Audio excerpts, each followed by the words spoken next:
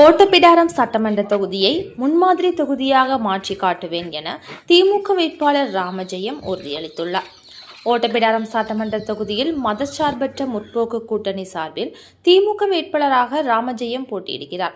அவர் திமுக நிர்வாகிகள் மற்றும் கூட்டணி கட்சியினருடன் நூற்றுக்கணக்கான வாகனங்களில் ஊர்வலமாக சென்று ஓட்டப்பிடாரம் தாலுகா அலுவலகத்தில் தேர்தல் நடத்தும் அலுவலரான மாவட்ட துணை கலெக்டர் சுப்புலட்சுமியிடம் வேட்புமனுவை தாக்கல் செய்தார்.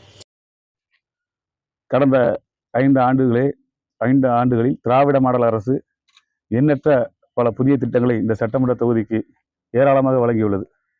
குடிநீர் வசதி, சாலை வசதி, பாலங்கள் பல கட்டப்பட்டுள்ளன.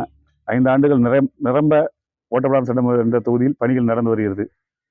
வரும் காலங்களிலும் திராவிட மாடல் அரசு தொடர்ந்து இந்த ஓட்டப்பிடாரம் சட்டமன்ற தொகுதியை முன்மாதிரி தொகுதியாக மாற்றுவதற்கு அத்தனை வசதிகளையும், சிறப்பான சாலை வசதிகள், சுத்தமான குடிநீர் வசதிகள், போக்குவரத்து வசதிகள் மற்றும் மருத்துவ வசதி முன்னுரிமை தொகுதி தமிழ்நாட்டிலே ஒரு தொகுதியாற்றுவதற்கு அத்தனையும் கொடுத்து உங்களுக்கு முன் சேவகன் விடுவேன் என்று தெரிவித்துக் கொள்கிறேன்.